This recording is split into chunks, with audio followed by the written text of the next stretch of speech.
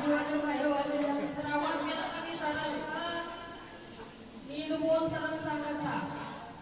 आणि आपल्या सगळ्या या बहिणीला सांगतो कोणी काढण्यात आपल्या गावोगावी जर का कुठे अन्याय होत असेल तर जशा आता तुम्ही नटून फटून मस्त कार्यक्रमासाठी नाचवल्यास तशाच एकजुटीने पण निघत जा. थोडी आपली पण नागरिकांची पावर दाखवत जा. आपण आपल्यासोबत आपलं पुत्र बंधू असतात तेव्हा घाबरायची गरज नसते. आणि आपण पण काही कमी नाही आहोत. अगदी ठसका पण दाखवायला थोड्या निघत जा. आता आपल्या अक्षरधाम मातेवर जेव्हा अत्याचार झाला आम्ही रायगड गावाला आलो तर तुम्ही सर्व गावागावातून महिला जर निघाल्या तर आम्हाला एक आनंद पण होईल आणि गर्व पण वाटेल. आपल्या आगरी महिला काही कमी नाही. जरा थोडे कमी जा. जेव्हा असं सामाजिक काम असतो ना तर कसं राहायचं अगदी लोकांची आपली समज त्याला गावदेवी मंदिर महिला मंडळाचा महिला ग्रुप हे आमच्या गाववाल्या आहेत तिथल्या.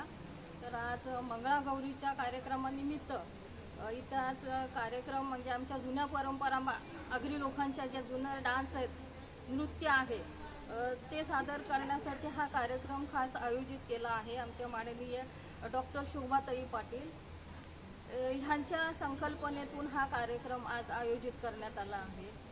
ह्याचा उद्देश हाच की आताची जी पिढी आहे ते आमच्या जुन्या आगरी समाजाचे जे नृत्य आहे ते सर्व विसरले आहेत. तर त्यासाठी आज त्या निमित्ताने आज हा मंगळागौरीचा कार्यक्रम आयोजित केलेला आहे.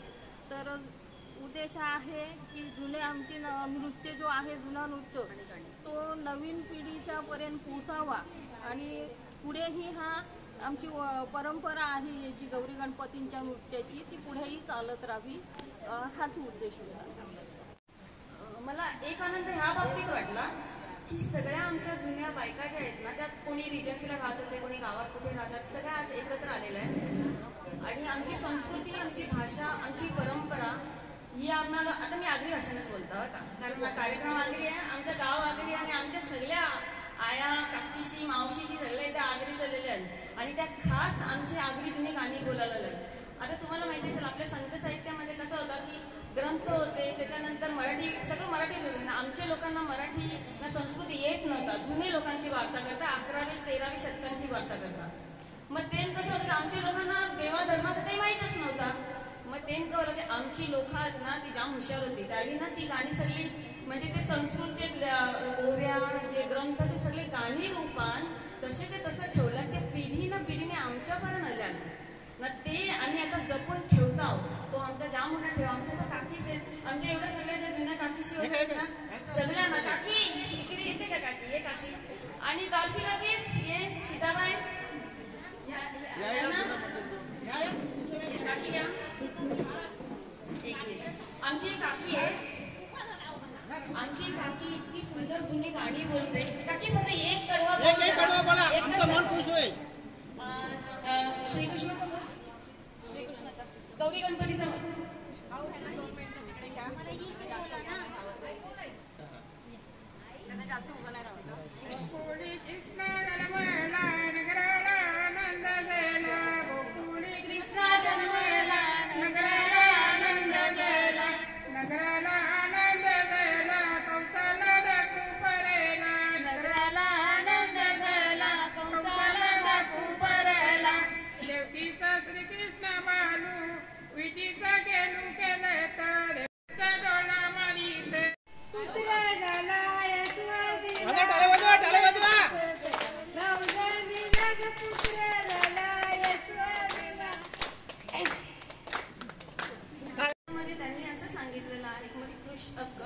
कंसाचा जो वध होतो ते अख्ख्या गाण्या रूपात आहे. 3 मिनिटात अख्खी कंसाचा जो वध कसा झाला कृष्णाने कसा केला ते ह्या गाण्यामध्ये आमच्या काकीने सांगितलेलं आहे.